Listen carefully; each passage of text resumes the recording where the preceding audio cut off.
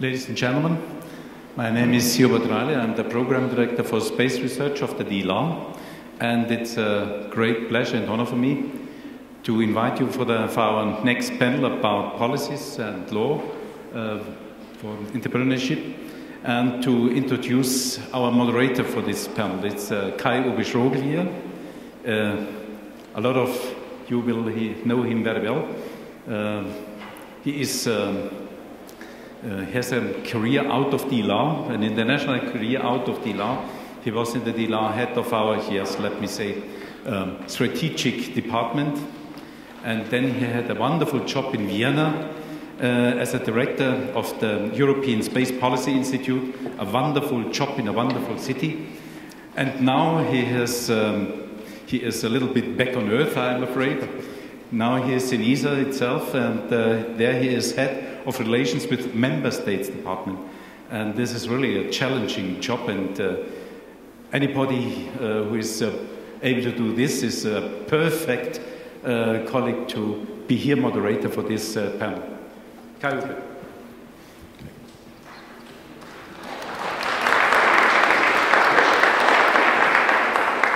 Thank you very much, Hubert, for this kind presentation, and welcome to the sixth panel of the conference on policies and law. And I'm sure this will become an interesting as well as exciting, maybe even entertaining panel, because I heard during the last panels the one or the other complained about institutions, about the agencies, about this and that. And indeed, all those who you have been complaining about are sitting here.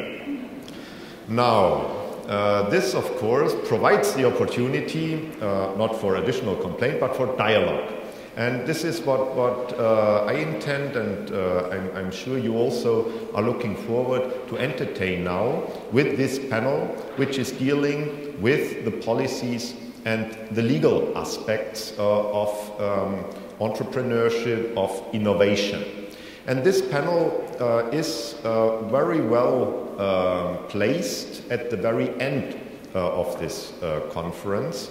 And the organizers did that, of course, with their idea in mind that we learn from practice, and we have to understand what is necessary, what we need, and to engage then in a dialogue with those who are also, and very much so, create the environment, the regulatory environment, the legal environment, but also the policy environment for innovation in the space sector.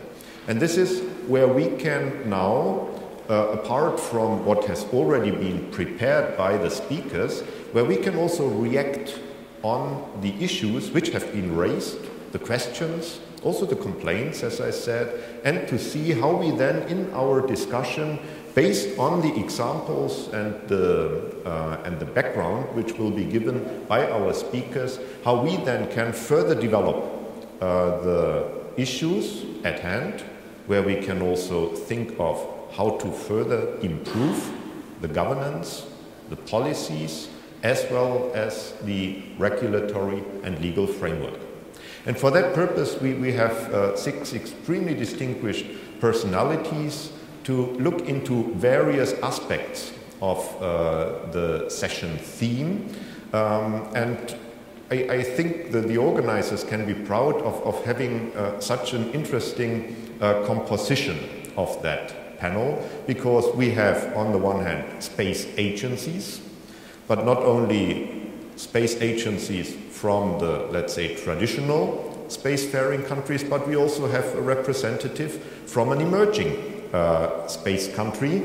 And this certainly will also give an additional insight. We will be talking about the agency activities, we will be talking about the policies, we will be talking about law, and we have also operators as well as financiers for space activities. So a 6-person panel which is spanning the whole spectrum of let's say, policy and law, and what we are also particularly pleased about, which is spanning a number of continents even. So we have the US, we have Europe, we have SES is global, truly global, but you will see it will be dealing with Africa in particular. We have the Near East, and we have Latin America. So I'm really happy to introduce the speakers to you with that composition. We have Kathy Lüders from NASA, Christina Giannopapa from ESA, Ingo Baumann, who is the head of a law firm in Germany, BHO, Philipp Gläser from SES Astra, dealing in particular and introducing Africa, Bernd Höfer from a capital venture firm in Bahrain, and we have the Director General of the Mexican Space Agency, whom we particularly welcome, also in view of Mexico hosting the next International Astronautical Congress of next year in 2017. So thank you very much for joining this panel, and I would now like to give the floor to Kathy for her presentation.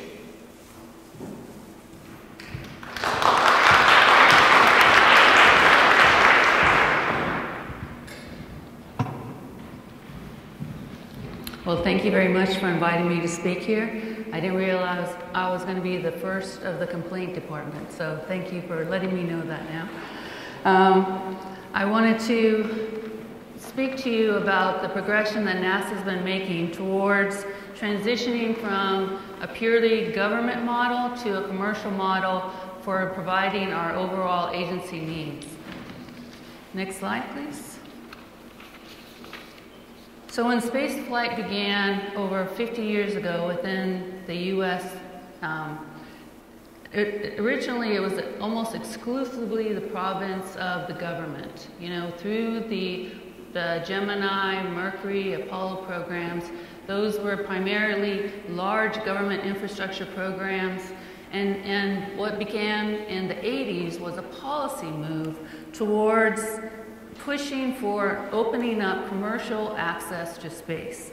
And so in 1982, there was a national space policy, which was the first time that the United States established this policy that encouraged domestic commercial exploration of space capabilities, technology, and systems for the national economic benefit.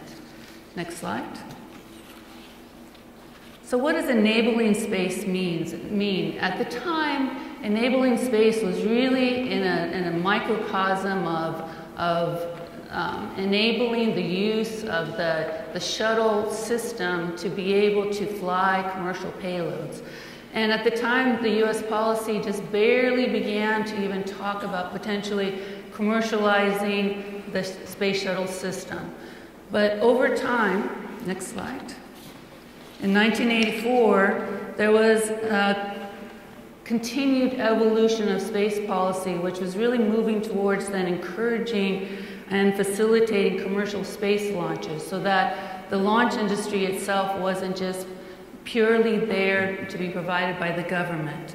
And then another basic infrastructure capability was applied. We needed a regulatory framework to be able to monitor and regulate this emerging commercial launch industry. And so at the time, policy was established where it established the responsibility of the Department of Transportation for that regulatory responsibility. And then this infrastructure and laying the foundation of the policy framework has continued to just recently establishing two key sets of legislation. There's been the Private Aerospace Competitive and Entrepreneurship Act of 2015 and the Commercial Space Launch Competitiveness Act. That second act is very important because, one, it established the need for extending the space station until 2024, And the second one is it established within that act the ability to have a government astronaut. And those two things were key policy facilitators to enable NASA to continue down its path of enabling a commercial market and providing a need for industry to be able to meet NASA's needs. So as I talked about, extending station to 2024 was very critical because one of the key things that's needed for industry is a market. And over the last few days, I've heard people talk about what's the business case? What is really the enabler for new industry to come in and be able to start developing their capabilities and their technologies? And really what we realized is enabling industry to be able to meet a need that NASA has is one of those key economic enablers. And so looking at what was a critical NASA need, well, a critical NASA need, especially with the retirement of the shuttle, a critical NASA need was delivering crew and cargo to the International Space Station. And so the first step that NASA took was really putting together and packaging the need for cargo. And so the first contracts that went out, the first request for proposals that went out for industry to be able to meet that need was for cargo. And currently NASA has awarded contracts also for crew and is working towards being able to provide that capability through a commercial company to meet the government's need. Next slide. So this NASA role, this recognizing that by allowing industry to partner and work with the government, and as NASA's role as the anchor tenant to be able to provide a potential business case to industry, then enables and provides a foundation for economic growth and for the future expansion of space and industry capabilities that can then serve NASA's future needs in this market area. In addition, by providing a certain level of consistent business case, then it also provides stability and the ability for companies to then have to begin pushing for non-industry markets and being able to leverage off the government consistent market to then be able to expand into non-government markets. But just providing the business case, next slide please, just providing the business case wasn't enough. How NASA did the implementation was really critical. If NASA, in the 90s, NASA had tried to commercialize the shuttle. But one of the problems we had was because the shuttle's design and capability was so specific to the government's needs, there was no ability to be able to then really be able to market that capability and that use to non-government industrial partners. And so one of the lessons learned as we moved into the cargo and crew era was to make sure that we kept our needs at the high level to be able to enable the companies to develop their unique capabilities in a way that met NASA's needs, but also would be able to provide the company with an area to meet other future business partners' needs also. So we specifically developed our requirements at a high level that focused on our needed function and performance, but also allowed for multiple and alternate approaches. We balanced both the government and industry needs in how we did our contracting. We specifically developed contracts in a way that allowed industry to maintain their intellectual property and to enable them to then be able to use that capability and market for other users. We did firm fixed price contracting, which gave us a high degree of cost certainty, but also minimized the administrative overhead to the companies.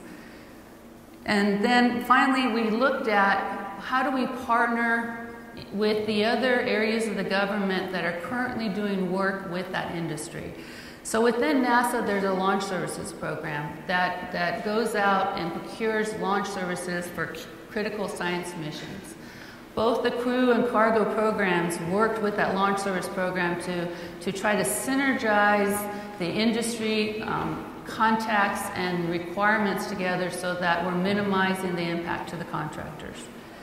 In addition, we are constantly working with the FAA on how we work licensing requirements and work emerging partnerships as we're potentially moving from government use of these missions to moving more and more towards a commercial model and transitioning to that commercial model.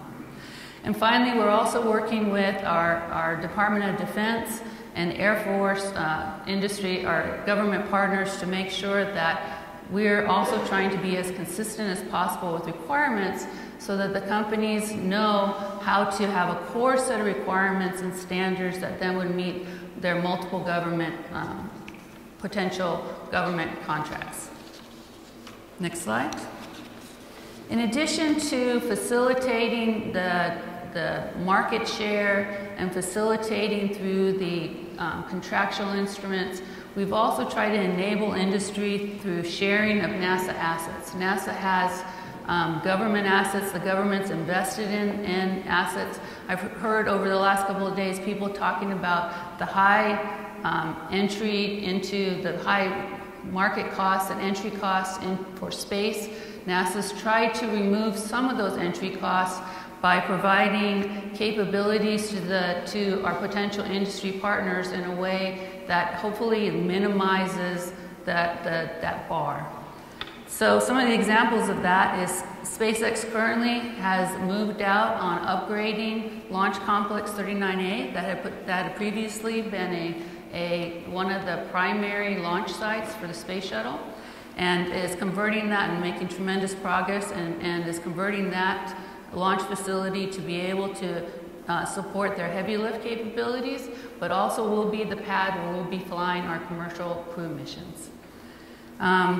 We worked on transitioning one of our orbiter processing facilities over to Boeing, and Boeing is currently getting ready and renovating that facility to also be able to fly our commercial crew missions and be able to process their vehicles out of that, and then move that capability over to Launch Complex 41, which is where the Boeing and the United Launch Alliance missions will be conducted to fly our crews to the International Space Station.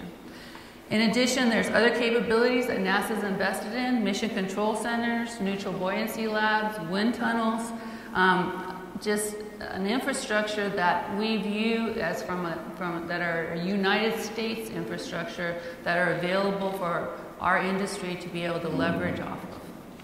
Next slide, please.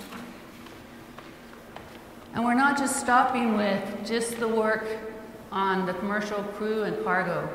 We're also really moving towards the commercialization of the International Space Station, moving towards the use of the International Space Station as a national lab. We've done other collaborations for commercial space capabilities, really looking at how we can move towards the next step for exploration and leveraging off of partnerships and where industry wants to go as we're moving into exploration. And then the lunar catalyst, it's encouraging the development of robotic lunar landers that then can be integrated with U.S. commercial launch capabilities to deliver payloads to the lunar surface.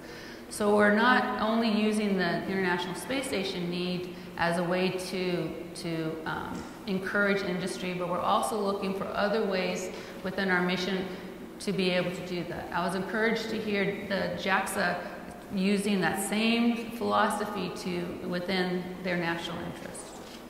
Next slide. But as we're moving into new territory, it has required us to identify where we need to continue to engage and develop a regulatory framework. The FAA regulates U.S. commercial space transportation today. Right now, they have the ability to provide launch and reentry licensing and experimental permits for reusable suborbital rockets. and do inspection and compliance monitoring. One of the things we're still working towards, though, is for the commercial crew missions to the International Space Station, it is still a government partnership where the FAA is responsible for public safety and NASA is still responsible for the safety of the crew members. That will have to be an area, at some point NASA wants to be able to fully be able to go buy a ticket. Just like coming over here, I was able to buy a ticket to fly in an airplane coming over here. Eventually, at some point, NASA we would like to be able to buy tickets in some areas, but for us to really be able to do that, you would not only need to have the regulatory framework in place for the public, but we'd also have to have regulatory framework in place to provide for the safety of the members within the vehicle themselves. So that is something that we're working with the FAA on, and is something that will be a long-term goal for us and for that agency. Next slide. As we're working through this, 25 years ago, the framework between the agencies did not necessarily envision how we would be accomplishing these missions. And so for us to conduct crew missions, we've had to begin to understand how the agencies need to work together to make sure that we're not doubling up the regulatory framework on our partners. We are trying to figure out a way to make this as potentially least impact and as clear a framework to our industry partners as possible. And so we've been working on liability. How do you work cross waivers? How do you work through financial responsibility? We understand that those are very critical areas for our industry partners. Working through how we work through informed consent, and how when providers are using these missions, that they're informing and releasing liability of industry is very, very important. And then we're also beginning to work through the full range of other regulatories and independent agencies, Federal Communications Commission, National Telecommunications and Information Administration, and the National Transportation and Safety Board. All of those are factors and other agencies that we will have to figure out how we all work together to be able to conduct our missions. Next slide. So in summary, the first 25 years of spaceflight belonged exclusively to the government. And what we've been working on over the last 10 years is how do we move a transition where we have industry partners that are there and available for NASA to be able to go reach out and have them accomplish part of our missions while we are moving towards moving out and exploring and being able to focus the government role on the exploration. And so we're in this transitory phase of opening up space transportation, and as we work through this, we know that we are having to work through various regulatory and policy agreements for us to be able to really enable industry and for us to be able to accomplish that next step in the mission. Thank you.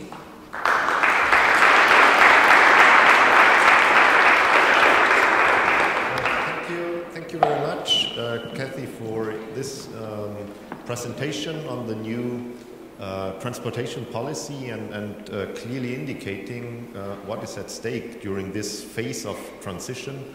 Particularly glad that you also mentioned the regulatory issues and environment, which is also and particularly challenging for this respect. Thank you very much again. Now, Christina Giannopapa will introduce to us the innovation policy of ESA. Thank you very much. It's a great pleasure to be here today. For us, first of all, when we talk about space innovation and entrepreneurship, the question is the needs of the customer. Who is the customer for us as a space agency? The customer for us as a space agency are our member states. So in order to better understand the needs of the member states, we want to see what exactly they want and how do they engage in space activities. Why are they engaging in space? What is their motivation? Back in 2013, we had an exchange of national plans, policies and strategies with our member states, and from that we realized that the top priorities for our member states is industrial competitiveness, international cooperation, job creation, technology development and transfer, and then followed by European independence and societal challenges. So what space can offer? Space is an enabler. There are three particular elements that are very important in space and why the engagement is there. Space is able to push the frontiers of knowledge. The scientific community is able to ask questions, push the technology to be able to respond and answer these questions, and then more questions are asked, so we push the frontiers of knowledge. The second one is that decision and policy makers are able to make informed decisions, implement their policies and monitor them, not only in the area of space, but in a broader spectrum in the sectorial policies, due to the transverse nature of space in relation to agriculture, transport, energy, security, foreign affairs, lots of different policies that governments can benefit from. The third aspect to this is the fact that space is very important for economic growth. According to OECD, €1 invested in space provides €6 minimum of benefit to the society. So many of the programs that we do, there are a number of actors that are engaged in that. And this is the scientific community, the industry, and the technology developers. I'm not going to get into details on this because we have heard it also from other speakers, but the scientific community asks the question, these are translated to requirements, and then there is a push in the circle of the interaction and the innovation. Do all member states have the same interest in all technology domains? Well, from our exchange with them, we saw that there are three areas where all member states are interested in. This is science and exploration, Earth observation, and integrated applications. And then, depending on their specific industrial capabilities and national interests, they engage in other activities such as navigation, satellite communication, launchers, and human spaceflight. This conference this week has been about space innovation. But what do we actually mean by space innovation? Do we all understand the same thing? First of all, there is no definition on what is innovation. There are lots of different definitions out there. There is the OECD definition, which we heard yesterday. The European Commission, in its different documents and different directorates, has different definitions. And there are also the definitions coming from the scholars. And the shortest ones that I could find is that innovation is a new way of doing something or new stuff that is made useful. So in 2010, when I was working at the European Space Policy Institute, we had a study with the European Science Foundation in order to look and define what is space innovation. And we defined it around three components. That is the spin-in, which basically space innovation is the use of new or existing ideas, discoveries and inventions in the space sector stemming from other sectors. The spin-out or spin-off is the other way around, the use of new and existing ideas, discoveries and inventions which are coming from the space sector and are transferred to other sectors. But there was one component that it is missing. The spin together, which is actually giving the possibility to develop and to create innovation through scientific, technological, organizational, financial and commercial steps which are intended to or actually lead to the implementation of innovation by space, non-space partnerships. So we heard a lot last week, during the week, about spin-in and spin-out, and I will also cover a little bit the spin together that has been less covered. But space innovation should cover the end-to-end sector, and that means both the upstream as well as the downstream, which is not necessarily related to the space sector. And innovation is characterized by 3 levels. We always talk about breakthrough, but there is also incremental innovation and there is also utilization innovation. Spinning. What are the benefits of spinning in? Someone else took the initial risk and paid for the initial cost. That's wonderful, but there are also potential problems. One would need to know that something is developing somewhere, so you need to be very much engaged in technology watch and watching what type of technologies are out there. The other restriction is that there might be royalties, there might be patents, there might be ITR issues, and that can create potential problems. Additionally, the fact that there is some technology that is developing in another sector does not mean that it would be in high TRL level in the space sector. You might have to start from 0 and then you have to bring it all the way up to be able to fly. Spin out. The benefit. Technologies developed in space become marketable products, providing revenues and benefits to other sectors and society. What are the problems? We heard a lot today and also yesterday about the Death Valley. The Death Valley in the development from product to market. There are also often difficulties to capture the user requirements because often it is a very multidisciplinary approach and it is also difficult to go from the technology push to the user pull. So difficulties in accessing the market, and what if the IPR belongs to somebody else? That is also a potential problem.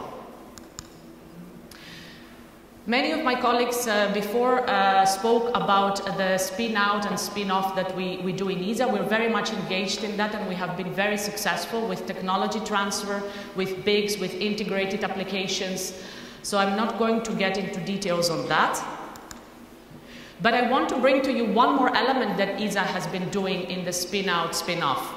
And that is the birth of commercial operators.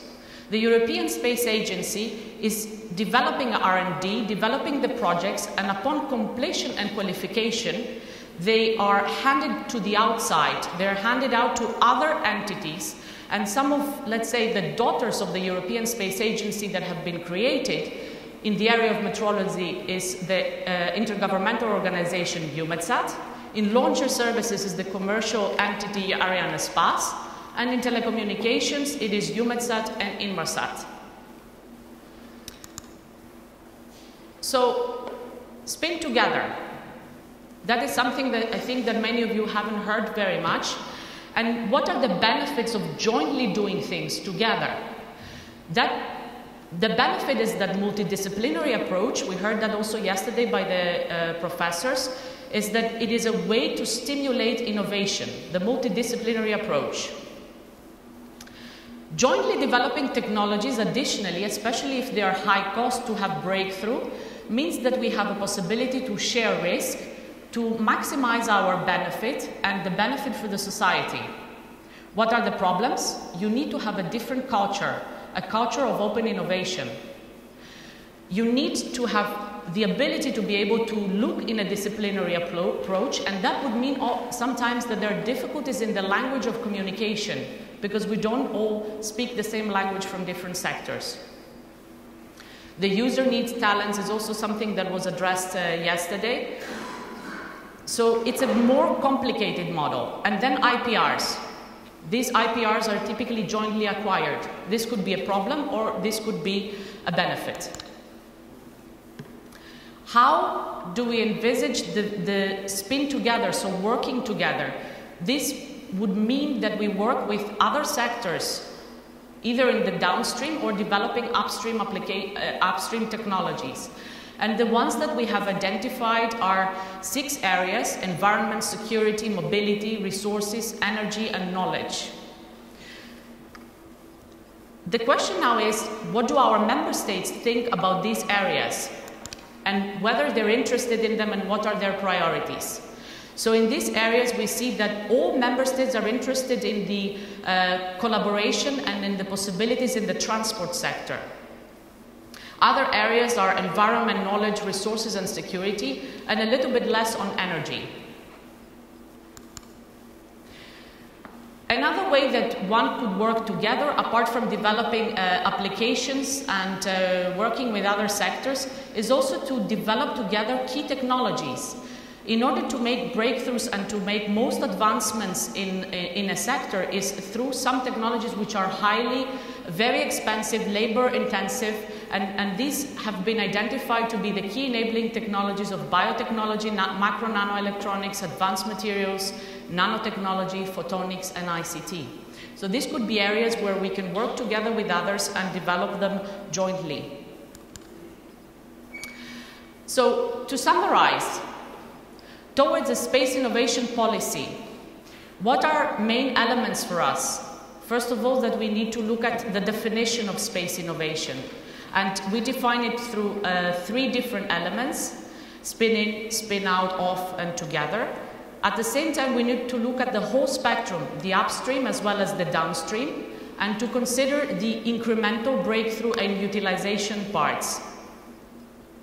It is essential to establish and implement a coherent European space policy that encompasses collaboration with all the actors and all our member states. The other part is it is important to have a comprehensive and responsive industrial policy that responds to the needs of the market. Financial instruments, we heard in the previous panel a lot about that. Engage partnerships with different actors as they can engage and provide more innovation. And at the end, ensure a sustainability of the space activities. Thank you very much.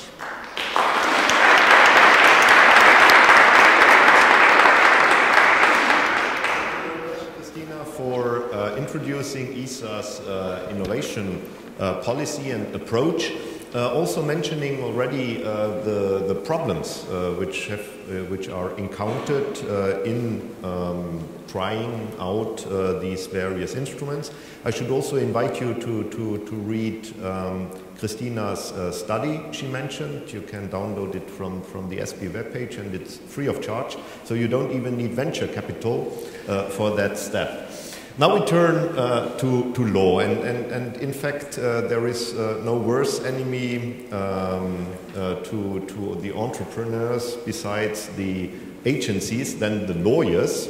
But with Ingo we have a lawyer who will surprise you, because he provides also solutions and not only problems. So this is why we are glad to have him here with us to provide us with valuable insights how legal environments can actually help entrepreneurship and innovation.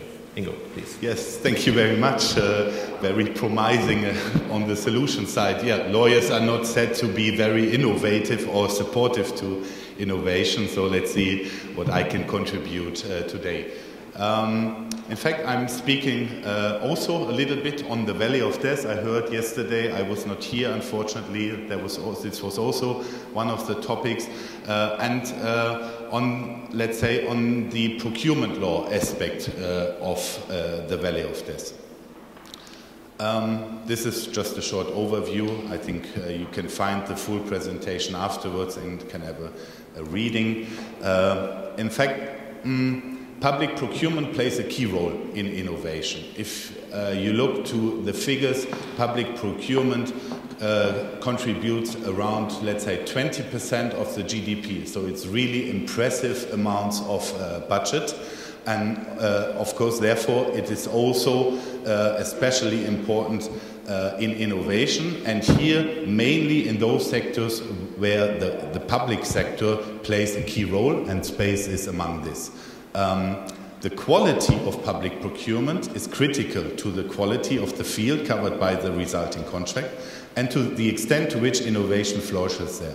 Yeah? If purchasers remain conservative, industry will not be encouraged or even allowed to innovate.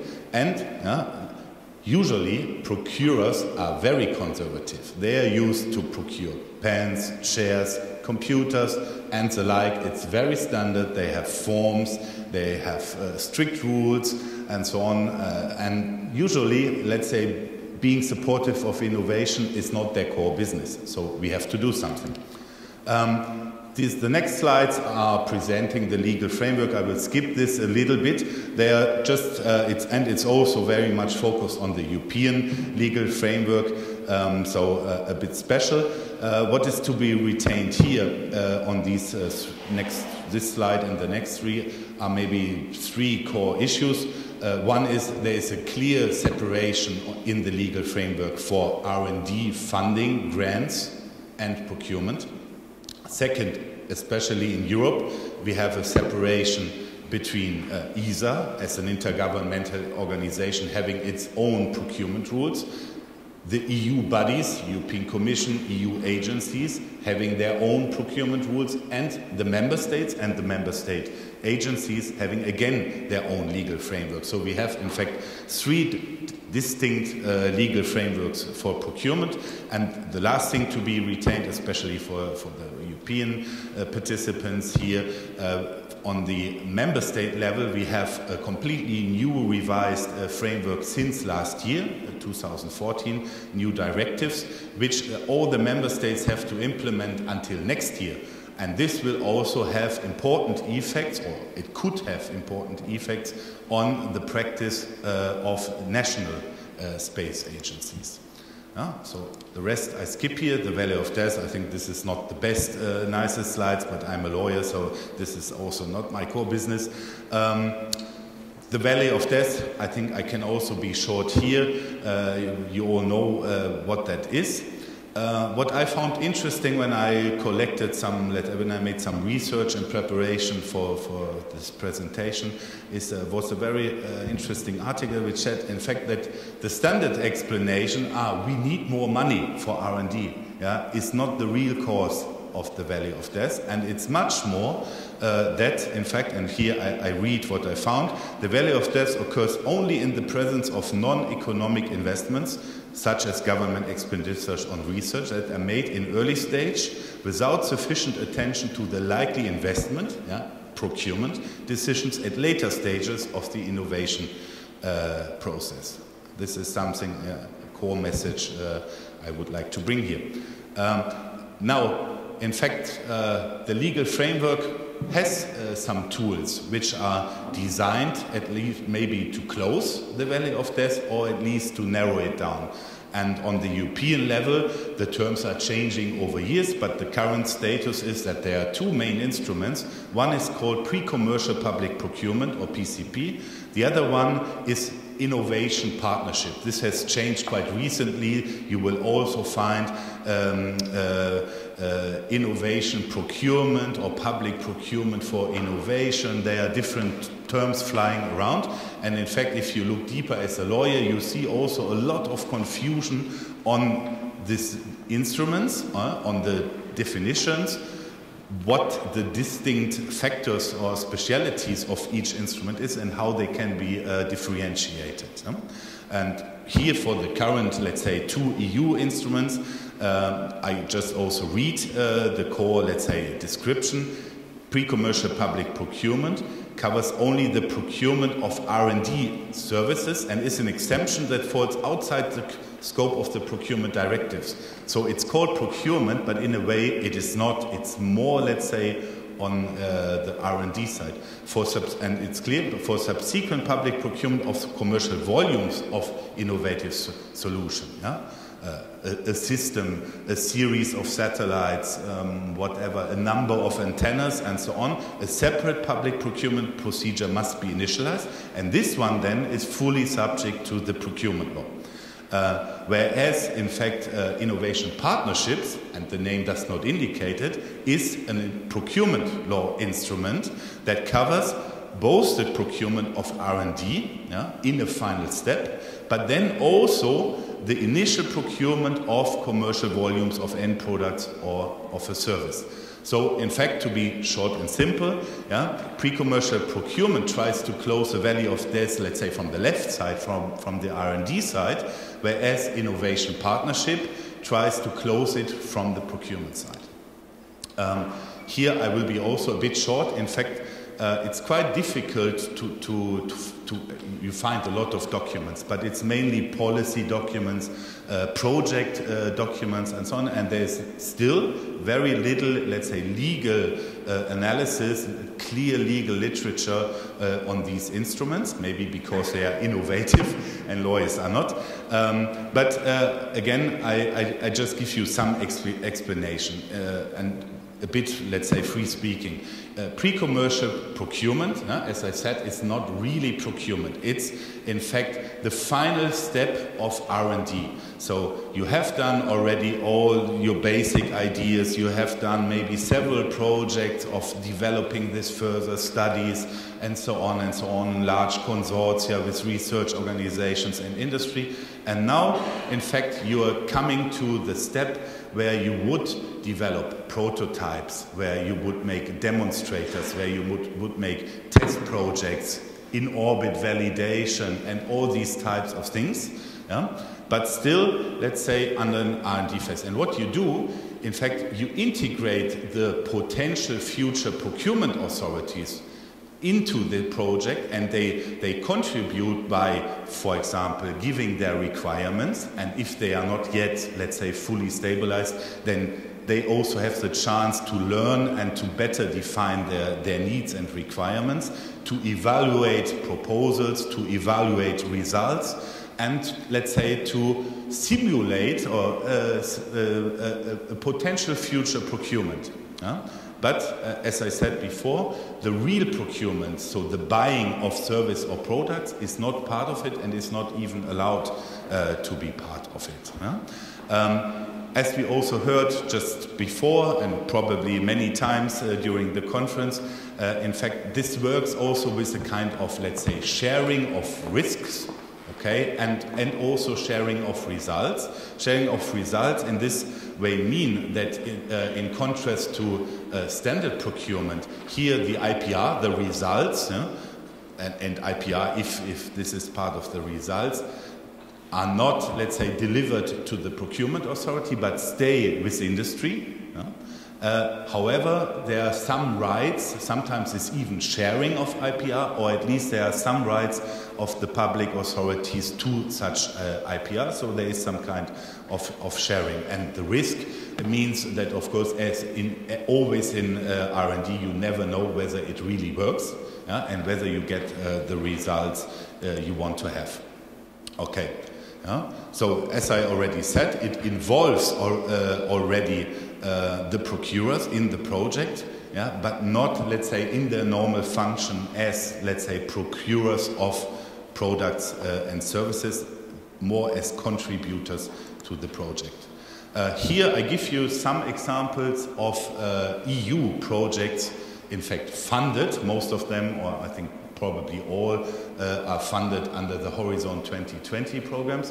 And the important thing to retain here is that, in fact, the topics for the moment do not include space. There are so far no PCP projects in space, to my knowledge at least.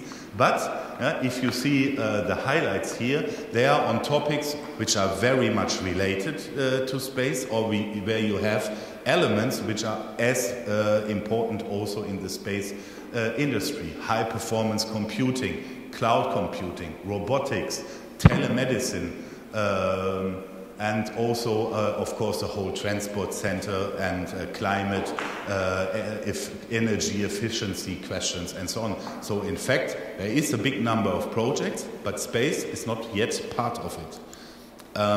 Innovation partnership. In fact, here, the core is that this enables procuring authorities to select industrial partners on a competitive basis and then develop an innovative solution so much that it can end, this early phase, the first phase can end with then the subsequent procurement of the hopefully ready-made product or service.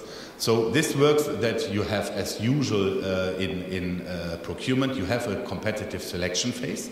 You try to select as many partners as you can, let's say around 3.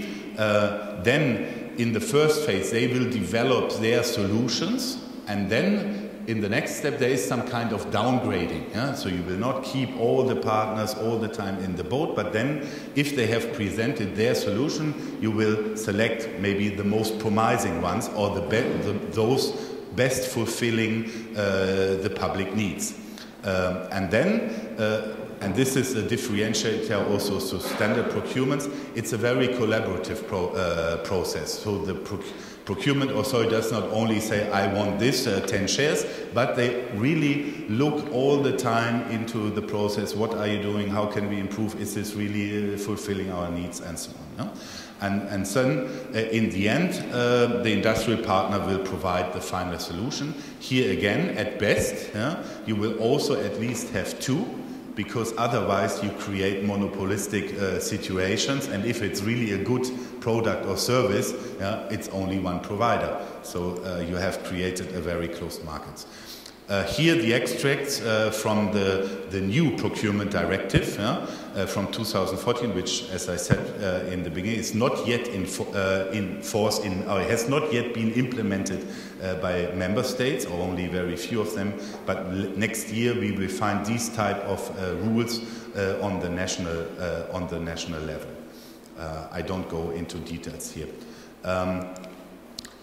The use in the space industry. Of course, everybody knows space industry largely profits from R&D grants on national, and in our case here, on European level. And space policies, again, on all the different levels, they focus ever more on jobs, growth, competitiveness, societal economic benefits, and also innovation. And as we just heard before, space agencies, also including ESA, already undertake numerous measures for bridging the valley of death and being supportive of innovation. In the case of ESA, we have collaboration with the European Investment Bank. We have many contacts with potential user organizations, service test cases, prototypes, demonstrators, in-orbit validation, and this is just, let's say, an extract of the numerous activities. However, we still have the valley of death in many cases. So one reason for this, and this is, I think, not a European speciality, it counts everywhere, is a lack of, let's say, continuity in R&D efforts. You have cycles for calls for proposals, and you have maybe budget limitations, or you have also gaps between different R&D programs. And of course, as an industry, in one case you might win, you might be part of a consortium. In the next call, you might lose. In one case, you might be the leader. In the next, you just have a small share. And so there is no real continuity from, let's say, an individual company perspective, which wants to develop from an idea to the ready-made project. However, another key reason is that, in fact, the R&D world is a bit a closed shop, and they do not look enough and do not make sufficient coordination with the subsequent public procurement phase. And one reason for this is that space agencies are usually not the end customer for space systems and space services. This is, of course, the military field. This is also, let's say, the transport field for navigation services, environmental agencies, intelligence agencies, etc., etc. And while in some regions in the world this is already challenging, but maybe easier than in Europe, because here we have at the national level, the EU level, we have EU agencies, national agencies, and this with 28 different member states. And while we have really considerable budget on the R&D side, usually the real procurement budget to buy, let's say, a big satellite system with 10, 15 years or longer operations, full life cycle cost, and so is not as high. Again, here now a specific European situation, the demand for, let's say, systems and services is still mainly on the national level, without a real coordination of requirements and with little trans-border federation of demand. And this is most specific case is, of course, in the military field here. No? And one thing which we discuss a lot on a European level is that, in fact, the EU agencies, and there are a lot, Maritime Security Agency, Environmental Agency, Defense Agency, and I could give you something like 15 more. They have not yet emerged as on the demand side. They are not yet, let's say, really established as procurement authorities for, again, space systems and services. And also, there is very little, let's say, use so far of ideas as they have been successfully done in the US. And the main example here is the Digital Globe, which has, I think 10 years framework contract for buying the data and the data services. So with a guaranteed 10 years contract, of course, you can find investors, you can make investment in next generation, you can develop your service and so on. This is a tool which in Europe we don't see so often. So in fact, the conclusions, pre-commercial procurement innovation partnerships are tools from the legal side to close the valley of death, but they are not yet employed in the space sector. They require long-term strategic planning from the R&D phase to the procurement phase, and due to the split of organizations, we need cross-organizational planning between space agencies and the potential future procurement agencies. If we look into the practice, we see that ESA member states, they already do more or less all the elements which are part of the pre-commercial procurement innovation partnership, but let's say they don't call it like this, they don't use formally this instrument, and let's say there's from a legal perspective not sufficient conceptualization. There is no real clarity sometimes. It's a gray area. Is it left? Is it right? Is it procurement? Is it grant? And so on. So there would be some work to be done for clearer separation and let's say a design of the instruments to the specific needs of the space sectors. And this is the end of my presentation. Thank you very much.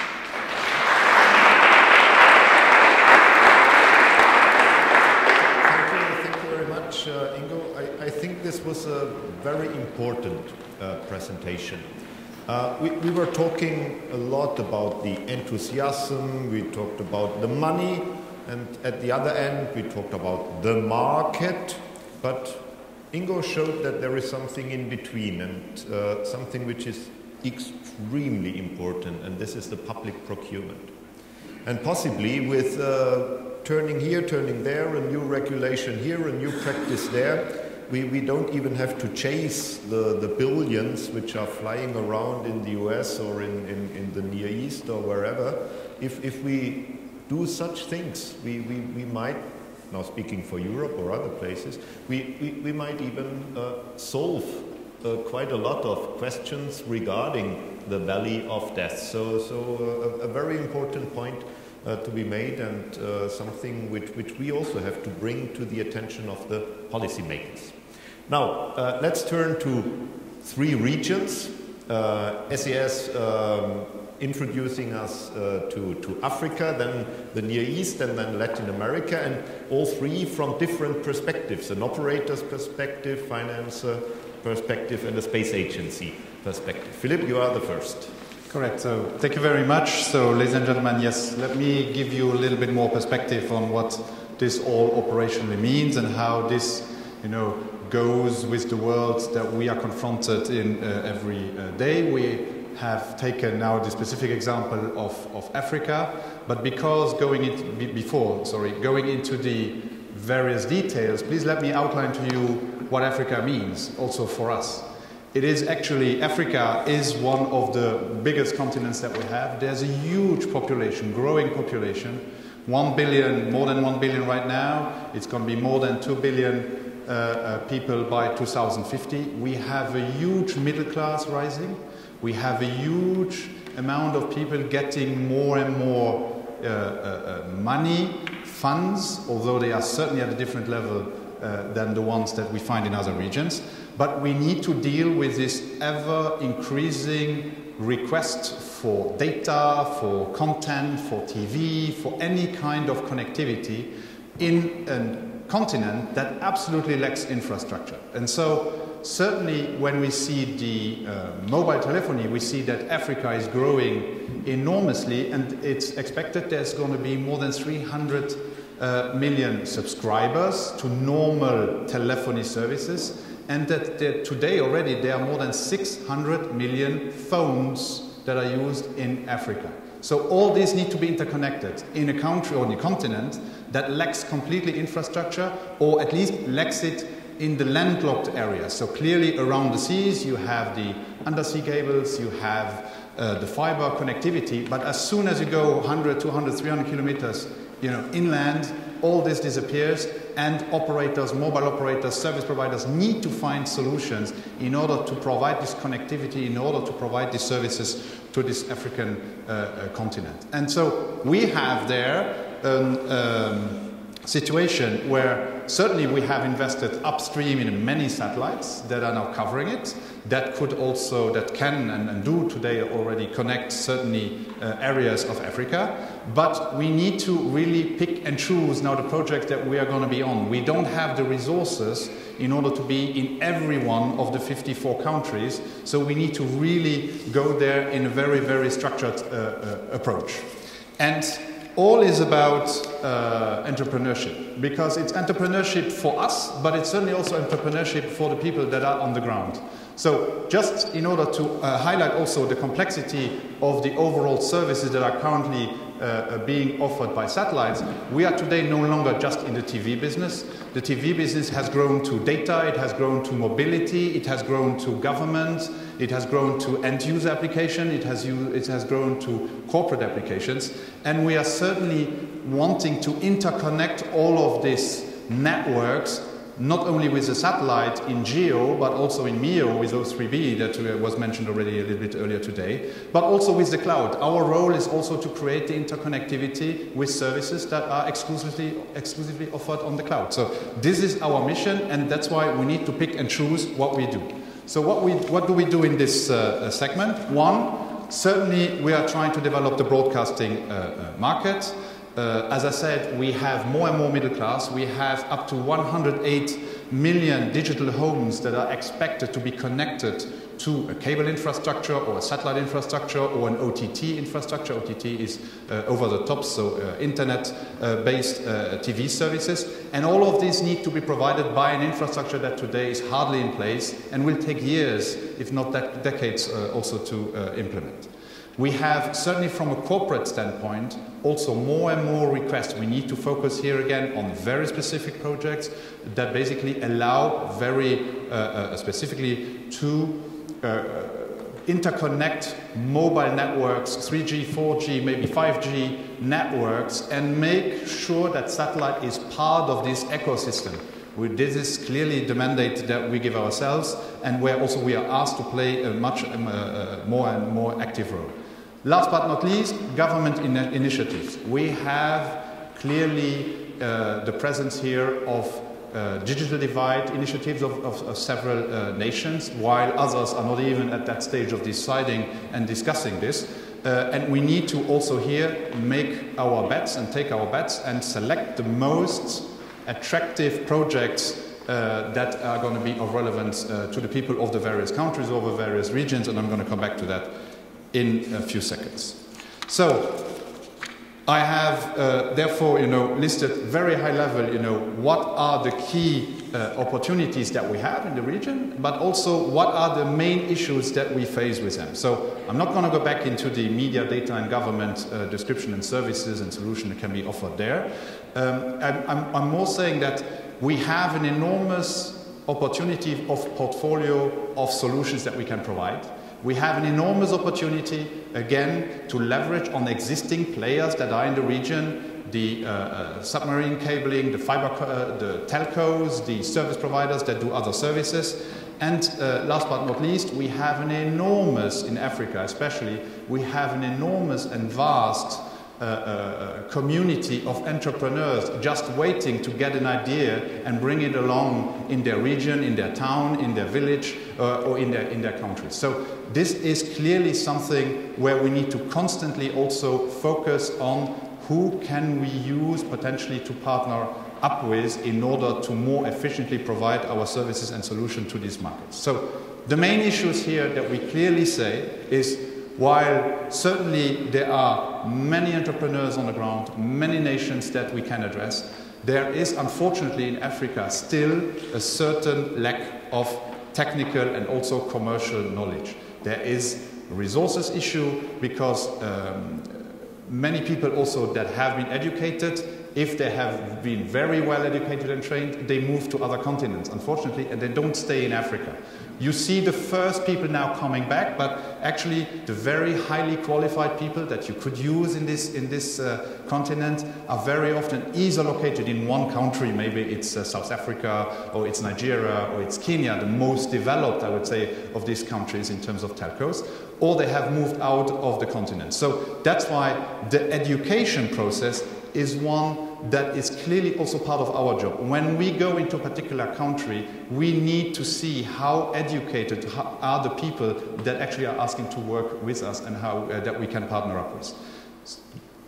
Along with that, you have the funding issue. There is a lot of goodwill, but at the end of the day, someone somehow will need to pay and make a business out of the connectivity, out of the service that entrepreneur, that company in Africa wants to actually provide into the region. Last but not least, the regulatory and administrative hurdles. We have enormous issues in some countries in Africa because we are faced with fees, we are faced with laws that do not allow us to have specific content or services offered in a particular country. We have an issues of landing rights, so you need to have landing rights in order to land signal in a particular country. And so even if there was a good intention at the time to block something, to protect something, today most of these high fees and also laws and rules are completely outdated. They are no longer coping with the situation that even actors in a particular country, even the government and even the ruling people in certain countries want these satellite connectivities now to happen. So we have to face this, we have to face these high costs, and we need to address them. So how do we want to, so what are at least, I would say, elements of solutions that we have, and this is also my last slide on this topic, is that one, the solution is, one, we have decided we are going to focus on the most promising markets and solution only. Meaning we are picking 5, 6, 7 of the 54 countries and we're going to try to do something in those countries. Be it in the video TV segment, be it in the data segment, be it in the government segment. Don't have your hands everywhere. Create a few, I would call it hotspots in this region in order to develop from there. Then, don't do only upstream, don't only offer your capacity. You need to come to these regions with end-to-end solutions that address the needs of that particular actor, nation, or entity that you are working with. Don't look at an only company perspective, how do I maximize my return or EBITDA or cash flow or profit. This is certainly an element we need to consider, but it will not address the needs that are outlined for a particular country that you want to address. Third point, create reference cases. We have seen now, experience shows us over the last 5 to 10 years that while picking a particular small project in a particular small country, but developing it really well, has a knock-on effect because all the neighboring countries will have heard about this project and they come back to you and they will open you the doors much more than if you were trying on your own to convince someone in that country that you had a good idea. So that's why, again, we have this niche concept. We create it very selectively, but then create reference cases, even that profit-wise are not the best ones, but at least they have allowed us to establish our presence and our recognition in a particular country. Then, right from the start, that's actually almost your first visit that you need to do. Involve the regulatory, involve the government environment of that particular nation. Have support of those local people, because otherwise you're constantly gonna, face a not invented here syndrome, especially in those countries which are very pride oriented. You need to address that right from the start here and there. You need to, and that's certainly the biggest lesson that we learned, you need to co-organize the funding of such projects. Be it through seed money, be it through R&D money, be it through agencies that back up your project out of Europe, be it ESA, national agencies, governments, whatever. These are the means that you are going to be able to structure the financing with your customer. That will bring you the success, and that will bring the recognition also that you have brought a solution to these people's problem. Last but not least, it is not traditional business also for us. Africa is not traditional business. If I compare Africa to the Middle East, and we're certainly going to have an interesting discussion on this one, but Africa is completely different. You need to have and accept to have a higher risk exposure. Also, and that may be a side comment, you need to be very clear that you are going to play very strict financially and allow no exceptions. There's no money flows through other channels. This is something you need to have your code of conduct ready and actually implement it, because otherwise you will be tempted very often to go another way. So, 4 small projects that we have done. I mean, O3B has certainly been grown out of, we need to find an end-to-end solution to bring fiber-like connectivity to also Africa. This has also been one of the co-decisions why we have invested in O3B. Top TV was a South African player that wanted to start DTH operations in South Africa. They needed a seed money. SES co-invested initial seed money in that company. Once that company came to operate on its own, or had the financial strength to operate via its own mean, and there was also another party interested in buying the share, we got out. It's not our core business. We are creating a little bit the market that afterwards is going to hopefully continue to use our satellite services. We have been asked by governments to support an election process in Burkina Faso. When you hear that the first time, you say, I mean, do I really need this? But actually, it turned out to be a very, very, very constructive project, because today it's used as a reference for all elections in Africa, where the United Nations, where Europe want to send and control a little bit that elections happen in a fair manner. So the connectivity, the local sites that are now being implemented here have now become a business. Why the first time it was more a subsidized thing, now it has become also a business, because also we have created again a reference case in a particular market that we are able to export. Last but not least, same with TV.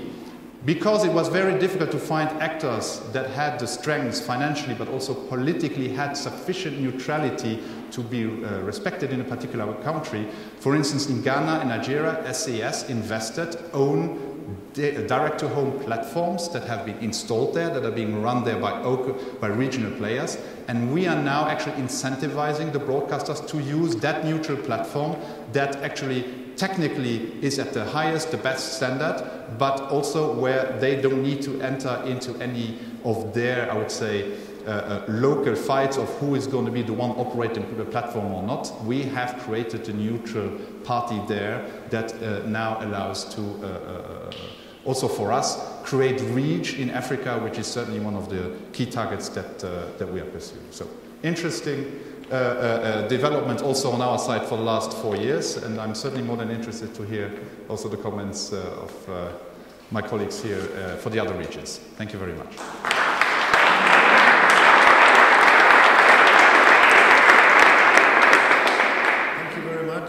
Philippe, not only interesting but indeed fascinating, your policy and your activities in Africa. When you look at what you showed us in the very beginning, the prospects and the opportunities in Africa, it's overwhelming indeed. And I must say, a project also like O3B is something which is really exciting, and we can be glad that this emanates from Europe and through SES, and together with such initiatives like supervising or supporting the elections and making reference points for that, is something where we are already close to development, cooperation and policies, and this is something which has to be highlighted. So very well done, and congratulations for these approaches. Now we turn to the Near East or the Middle East, depending on the perspective. Bernd, you have the floor. Thank you. Thanks, Kai-Uwe. Ladies and gentlemen, dear colleagues, good afternoon. It's really a pleasure to be here, and thanks for having me. And it's a great honor to be amongst that distinguished panel. Well, I'm an economist, and as an economist in a high-tech environment and amongst high-tech community, I like to take the role of the devil's advocate. And accordingly, as a advocatus diaboli, I have to deliver, unfortunately, some inconvenient truths. And I have to remind you that the panel is named Policies and Laws for Entrepreneurs. So, having said that, there is no reason to believe that space industry is different from any other industry. Space industry tend to believe that's just the other way around. It's not. It's the same mechanism, and there's no reason to believe that it's different from defense, aviation, or automotive. Secondly, the space industry is one of the least innovative industries at all. I'm sure some of you would be really upset about that statement. I will elaborate on that later on. Please allow me to come back to that point in a couple of minutes. So this is the diagnosis, in the inconvenient truths. But there is also some therapy. The therapy is simply let the market do the job. And even in a space environment, it could be done. And NASA has done a great example with its commercial crew transportation program. Well done. That's really a great success. And there is no need for sector-specific programs. Just install in the industry the basic economics in free economics. This is actually all the last 3 days when I was listening to all these presentations. Nobody was coming up with the point talking about the industry as such. The industry as such is the elephant in the room, in my view. And accordingly, just install the basic economics and things would probably run quite well. Normal things like innovation policy or tax incentives for R&D activities, tax neutrality when it comes to accumulated losses to be transferred, and so on and so on. Nothing which should be sector specific. Next point is just delete the competition killers. There are plenty of competition killers within the industry, such as geo-return, ITAR restrictions, ITU, coordination, even the new business models where the guys bring hundreds of satellites into orbit. ITU cannot cope with it because they have to coordinate the frequencies. That's for the time being a killer. And Ingo, don't create monopolies. And we have one example when it comes to Galileo. That was ridiculous. There was a process out there where the governments tried to implement or to procure Galileo satellites. What happens? They came up with two consortia, and the consortia had been forced by the politicians to merge.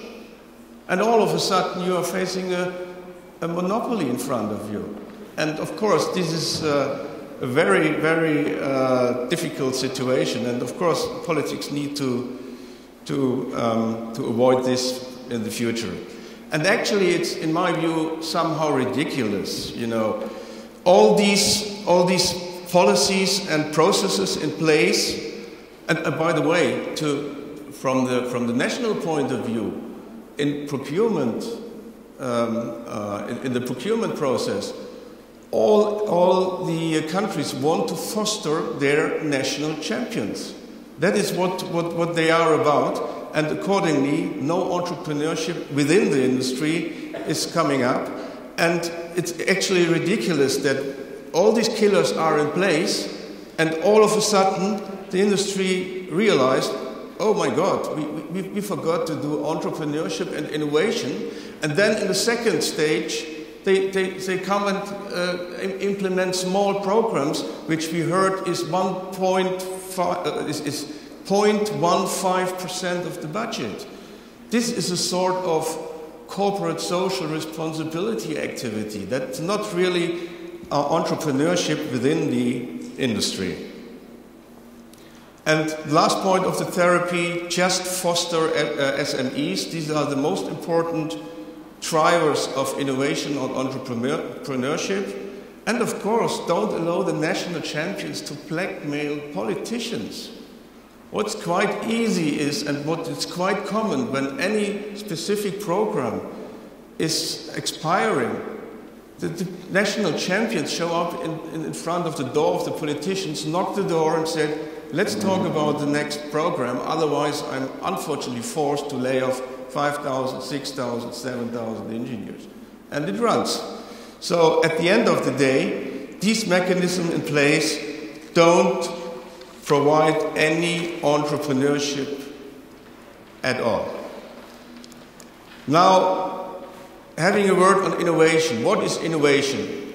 By the way, innovation is one of the most misused terms you've ever seen. Another one is, for instance, sustainability. If you do anything which doesn't make sense at all, just place innovation or sustainability in front of it or behind that phrase, and things work. So, talking about innovation, if you talk about with an engineer and physicist and chemist, and you tell him innovation, what he understands is invention. If you talk to a lawyer, say innovation, the lawyer understood, oh, intellectual property rights. You talk to an entrepreneur saying innovation, and the entrepreneurs understand small, medium-sized enterprises. You talk to an investment banker, he or she understood venture capital investment. And the public understanding is innovation is just science and technology. So it's really difficult to have the right description and the right definition of innovation. I have made my own definition. Maybe you can add that in Europe. It might be shorter. So there's an easy equation. Science and technology turns money into knowledge. And innovation turns knowledge back into money. Simple as that. So what I'm saying is there is always, as part of the equation, a business issue and the market success. And having that equation in mind, we can discuss what is the performance from the space industry.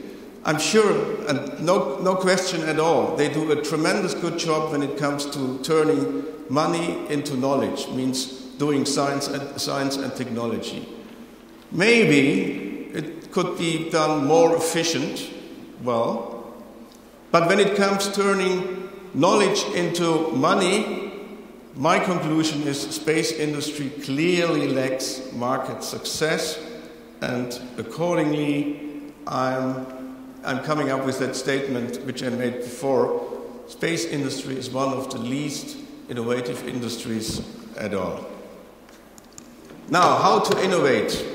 There is the evergreen question, push or pull. This question is, in my view, actually not a question.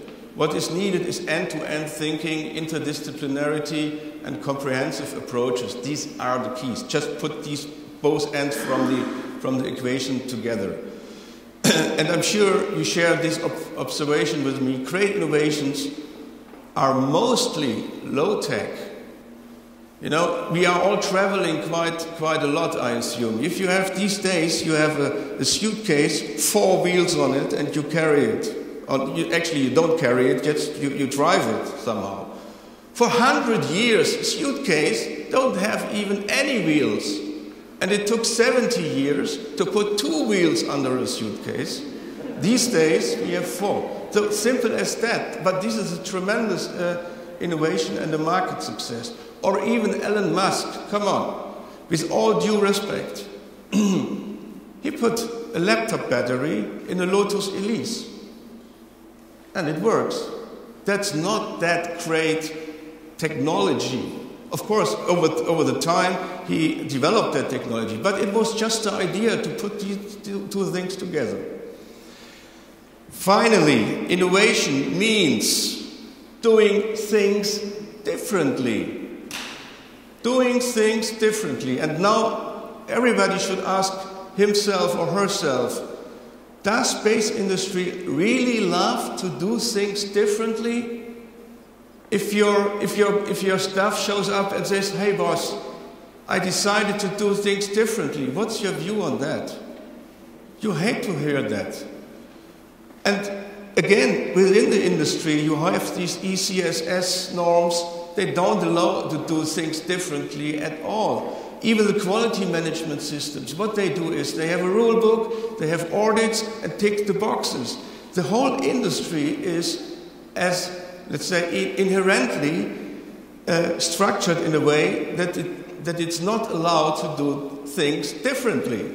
And accordingly, space industry clearly lacks innovation culture. Now, coming back to the first part of the equation, turning money into knowledge and turning knowledge into money. The first part is done very well from the space industry so far. But the question still is, was and still is, do they do that efficiently? And the simple answer is no, they don't. And this is where again Elon Musk steps in and came up with things like reusability, platform concepts, scalability, concurrent engineering, serial production. All things which are very, very common since 50 years or even more, for instance, in the automotive industry, but never have been implemented in the space industry. That's ridiculous. So finally, I was asked, because I'm based in the Middle East since 10 years, I should come up with some remarks on doing business in Middle East, in particular when it comes to entrepreneurship, and in particular, again, entrepreneurship in the space industry. And there are some macroeconomics and some microeconomics. Actually, all space activities in the Middle East are driven by the governments. Space activities is a matter of national pride, full stop. Science strategies and space programs are in an early stage. And of course, all the countries want to diversify and want to get away from the dependence on oil and gas. But they have a clear agenda, and space is on that agenda, but not really at a priority. And all the private sector is not really a private sector, because most of the companies are state-owned companies. And the rare activities which you do see in the Middle East when it comes to entrepreneurship in terms of space applications, it's offset program driven. You know, you have some of the big companies which deliver F-16, F-18 aircrafts whatsoever, and in return the countries want to see offset programs, and these offset programs fuel the entrepreneurial activity. Microeconomics, well, that's a cultural issue. In the Middle East, the culture is to a large extent, well, the government needs to take care of us, and the government does take care of us. So that's hardly any, let's say, incentive to become an entrepreneur. Another thing, again, the panel is laws and policies for entrepreneurs. All over Middle East, there is lacking an insolvency law. If I write a check these days and these check bounce back, I'm in prison. It's a criminal act. And accordingly, we had been talking about, well, allow doing failures. Well, not do the same failure twice, but this is not that what we see in the Middle East. If you are not successful as an entrepreneur in the Middle East, and you cannot come up to pay your invoices, you are a criminal. Last point, there is definitely a lack of venture capital in the Middle East. The mentality simply is not that there is some things, or that what we see in the US is definitely not available in Middle East. If there is any activity in terms of venture capital, it's, let's say, the straightforward food and beverage, another coffee shop and another burger shop, things like that. So it's not, at least not available venture capital, or hardly available when it comes to high-tech applications. Thank you very much.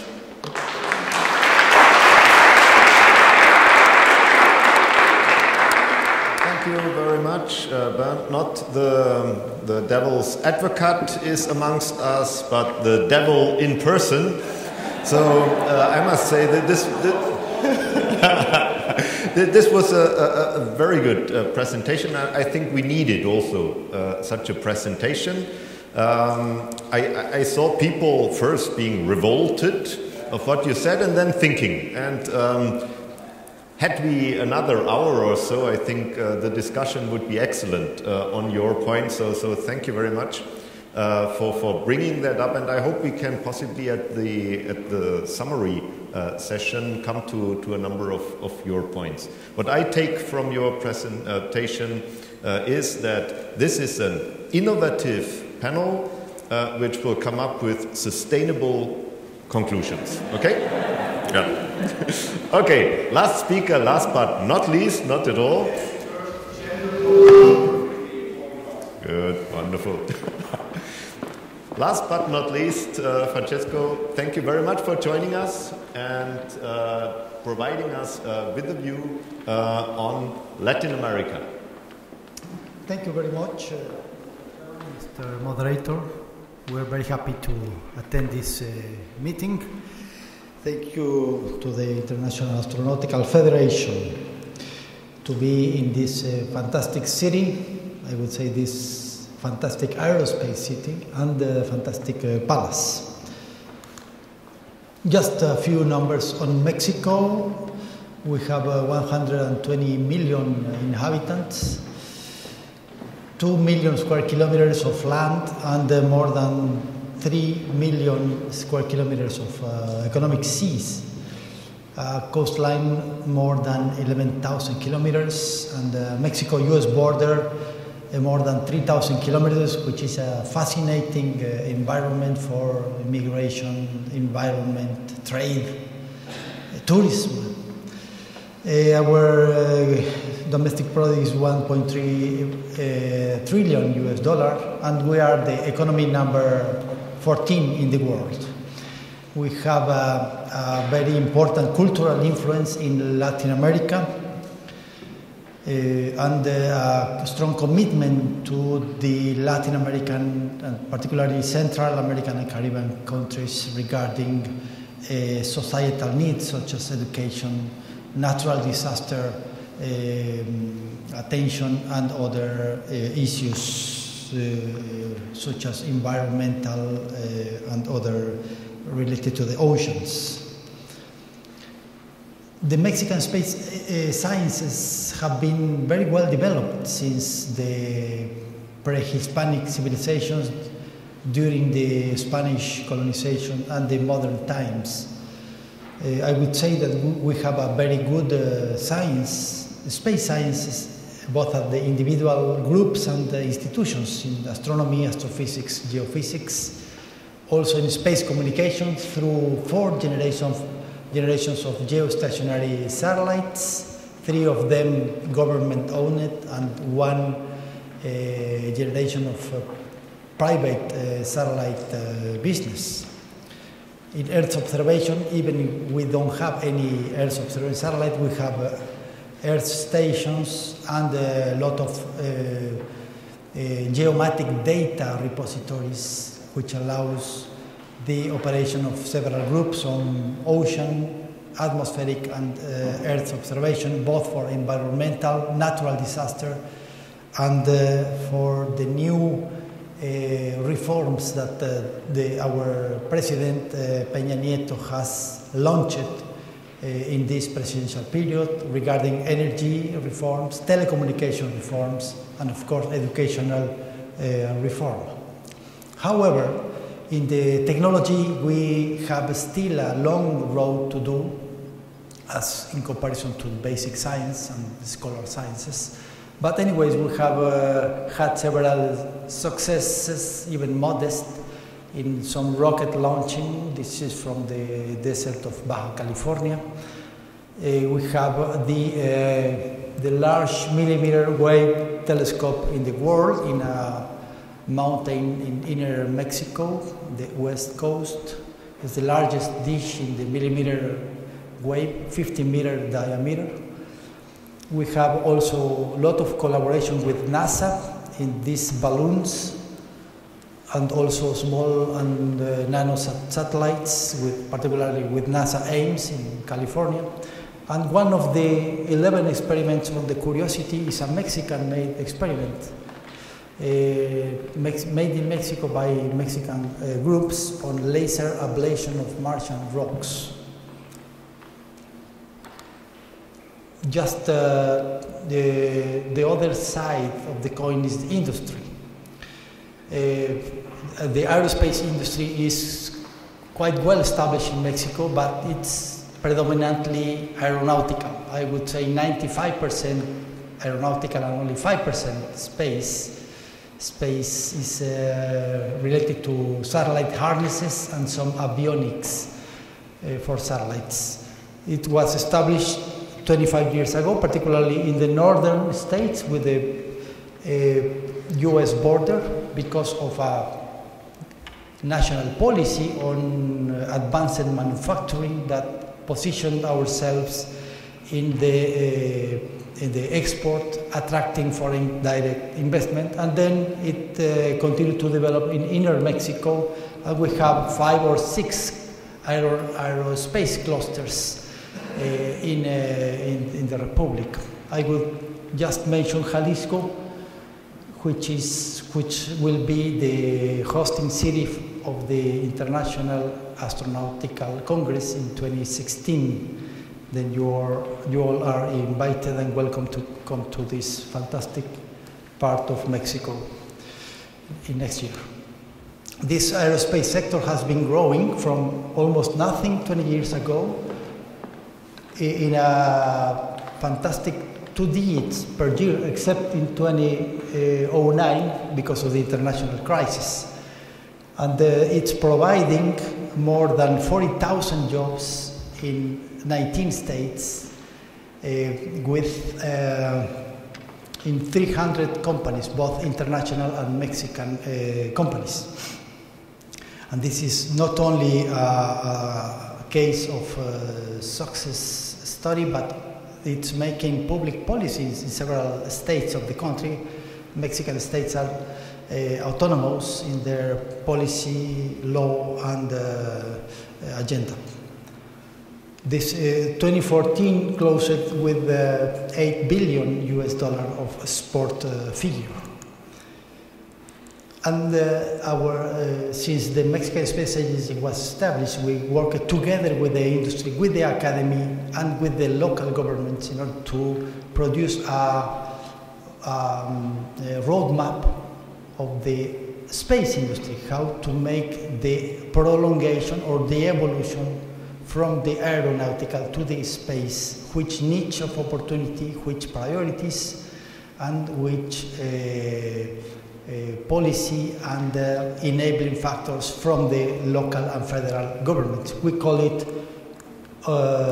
orbit plan, as similar as a flight plan from a plane. And that's been 2 years ago, and it's giving already very interesting results. What's the role of the space in the Mexican government? Present government started 3 years ago with these 5 dominants, in which the space plays a fundamental role. Mexico in peace, in order to provide communications, Earth observation, and localization for the national security issues, not only from the internal security, but also for food security, sanitary, energy supply security, and of course environmental security. Inclusive Mexico is for the digital divide. We have more than 100,000 communities without other communications other than satellites. No fiber, no Wi-Fi, no WiMAX, no cable, only satellite. 100,000 population. Quality education is a crucial thing, and we have a very strong policy to connect people and to provide not only advanced knowledge, but also cultural heritage and values in the family and the Mexican traditions. Prosperous Mexico is for the industry, as I mentioned, and global responsibility is the capability of space of observing. Mexico is the second or third country in terms of biodiversity, with our tropical and subtropical regions. The Mexican Space Agency is then ruled by a Mexican law that generated a Mexican space policy, and now it's impressed in our national development plan for this presidential period. It defines our mission, vision, and objectives. We have managed to insert in the National Development Plan, which is the ruling document for the public investment for roads, railroads, airports, dams, oil and gas infrastructure. We have 3 dominants in space. One is an early warning system with low Earth orbit satellite for natural disasters and also for other activities, agriculture, environment, and also climate change, which is very important. The second is, of course, telecommunications for broadband infrastructure. And the third is very oriented to the transportation, because the Mexican Space Agency is in the communications and transportation sector in Mexico, using the more advanced GPS and the future navigation and position systems. This is a busy, transparent, but this is even general, even indicative. We have a Mexican space policy, which is the state as authority, autonomy in certain areas, security is a crucial issue, and protection of the population, environment, scientific research, human capital is very important, the development of the productive sector, and international cooperation, as well as the outreach to the population. The 2 targets and the priorities are, of course, contribute to the major societal issues of the country using space technology, and fostering a competitive space industry by applying space technologies.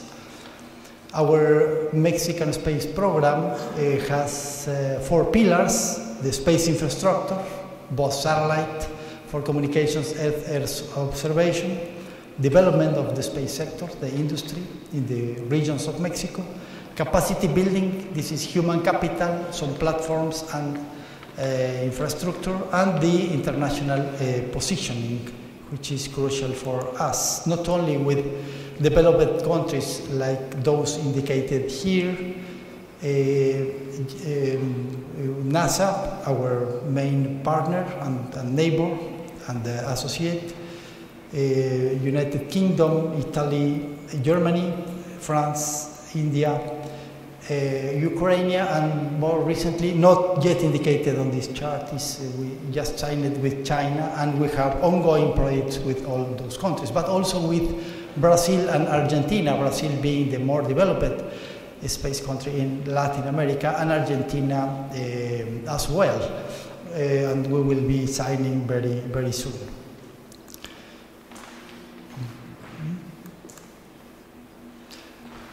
Our space vision is in the horizon 2030, because that will be the end of life of a new communication satellite system owned by the Mexican government, and we want to be more and more participative with academy, with industry in the next generation of communication satellite by learning from small satellites, by learning by low Earth orbit. Of course, all of that in partnership with developed and developing countries in order to turn into a significant space player with a lot of Mexican participation, develop the space industry in several niches of opportunity, how we insert ourselves in the value chain, as we have made successfully in the aeronautical field, and which is also a prolongation of the automotive sector in Mexico. The human capital is, of course, absolutely necessary, but we want to continue contributing with developed countries in exploration and research, even modest, even gradually, but learning from collaboration with developed countries. And of course, the outreach and space awareness of the population. The opportunities for countries interacting with Mexico are very, very, very clear. We have a market for space applications, for content, for systems, for solutions. A growing aerospace industry that is transitioning from airplanes to satellites, from turbines to rockets.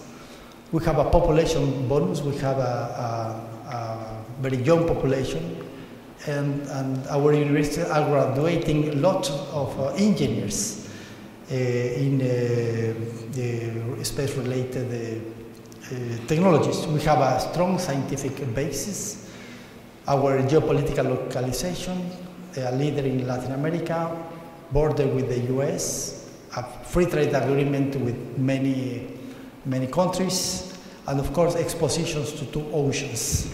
And finally, I take 10 seconds just to invite you to come to Mexico, to IAC 2016, in one of the Mexican aerospace states. Then thank you very much.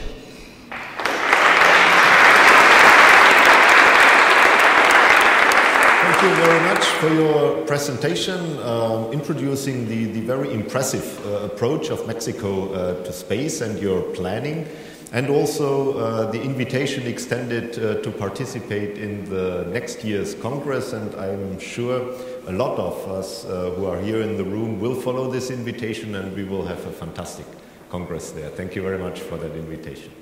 Now, we are already over time, so I would suggest that I only ask one question to the panelists, and then we break for lunch. And this is a question related to a level, I would say, which has not yet been touched. We have been talking about industry, agencies, markets, and so on, but we have not talked about politics as such, which is the parliaments. From time to time there was the mention of the politicians here and there, but I would like to ask the panelists, each of you, about your experience with your parliaments, be it Congress, be it European Parliament, be it national parliaments.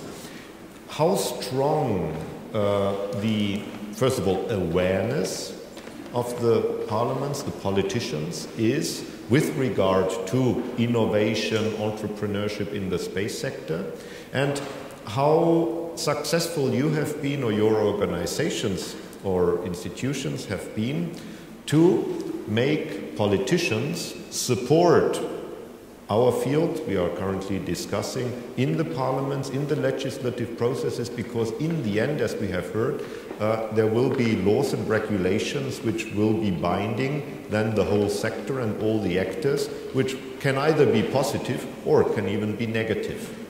Maybe I start with you, Kathy, and then we go around the panel. So I think that's a very important question. I think really the big job that we have is to extend our support beyond the core membership. We have kind of core support that's focused in the areas where there's large industrial partnerships and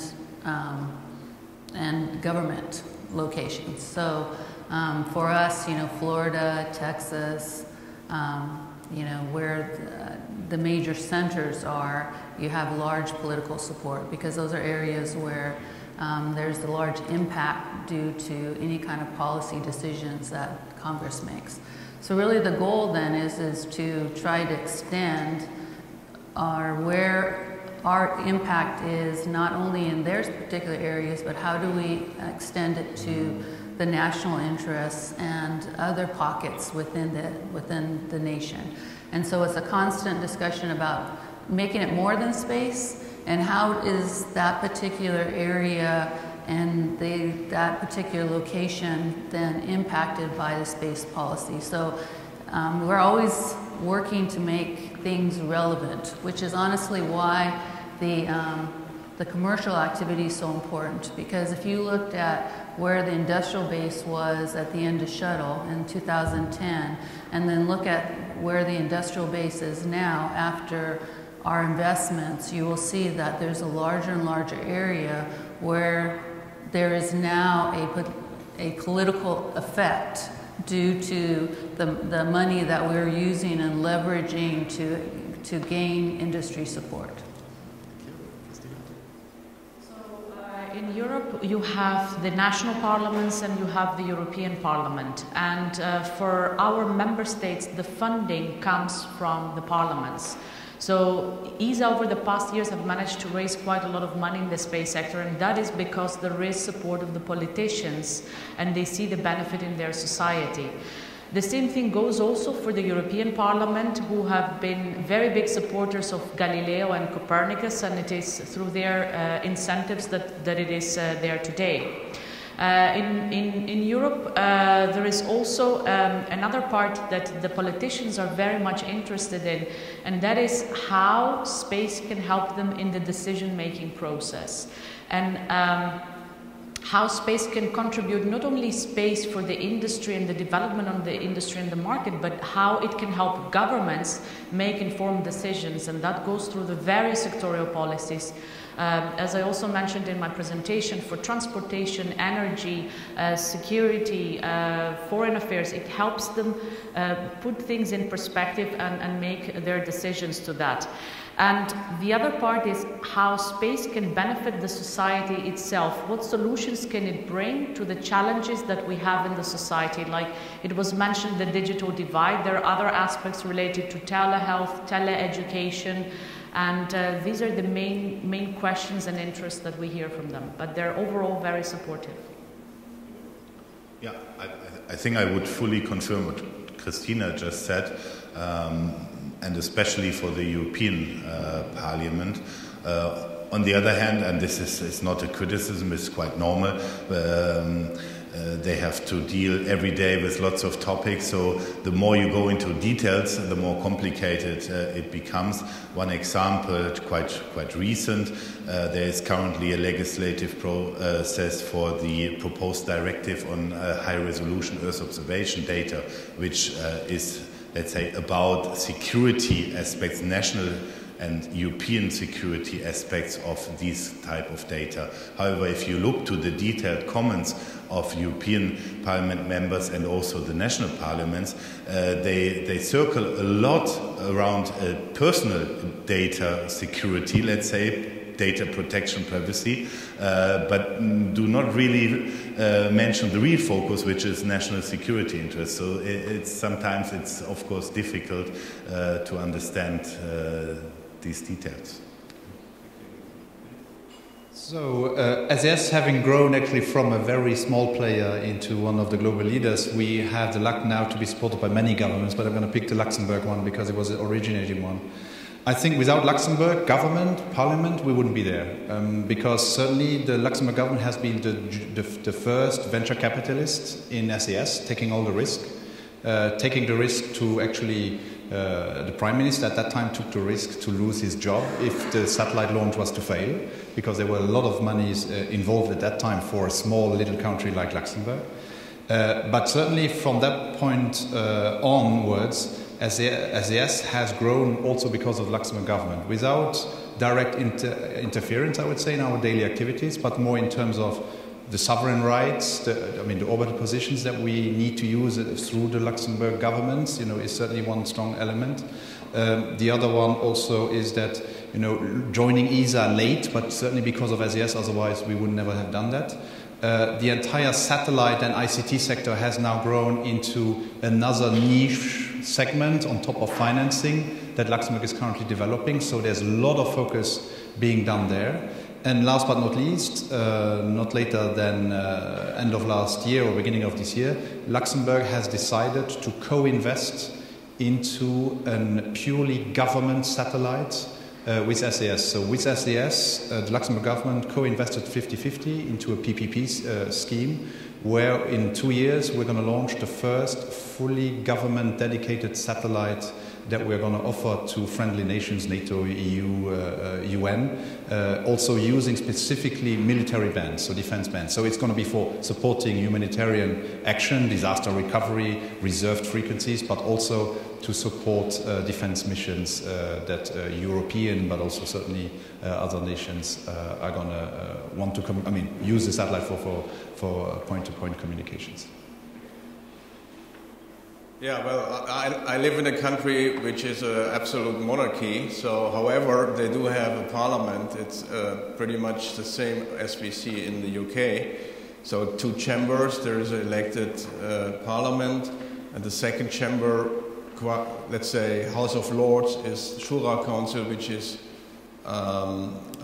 picked by Majesty the King. One observation I made in the early days when I came to Bahrain was that there is some parliamentarism, but there is a lack of political parties. There is no political party at all. Every single member of parliament is just elected in his area where he was running for becoming a member of parliament. And accordingly, if you talk to him or her, and there is something which is pretty much in favor of his area where he is hailing from, then he or she is with you, otherwise not. Simple as that. Thank you for giving this opportunity. It's quite interesting because we just had elections last week, and we renewed all the Chamber of Representatives. The Mexican Space Agency idea and the initiative was emerged from the Congress, not from the executive, but from the legislative. And the funding has been, I would say, inertial. I have been dealing with several commissions from the representatives, the Commission for Education, for Civil Protection, for Telecommunications, for National Security, for science and technology and for budget, and I will have to reinitiate with the new parliament. But that's normal, and that's the political times. I have managed to two things. First, to make the representatives to recognize the value of space in the social development of Mexico and in the economic development of Mexico. And second, which was more challenging, was to make them understand that we need to invest for longer and longer periods, like space. That's why my idea of 2030, which is still not long term, I would say mid term, has been very well accepted by the representatives. Of course, the budget of these entities like the Mexican Space Agency comes directly from the Congress, and we are working on an initial budget. We only have 3 years of existence, 2 years with legal personality, and 1 year with budget. But I am always optimist. The Congress and also the executive have accepted the importance of the space, just by comparison, not only with developed countries, but with Brazil, Argentina, and even other countries in Latin America that are investing in space, like Chile, like Peru, like Colombia, and others. Thank you. Thank you very much. Thank you for staying with us, and a round of applause for our panelists.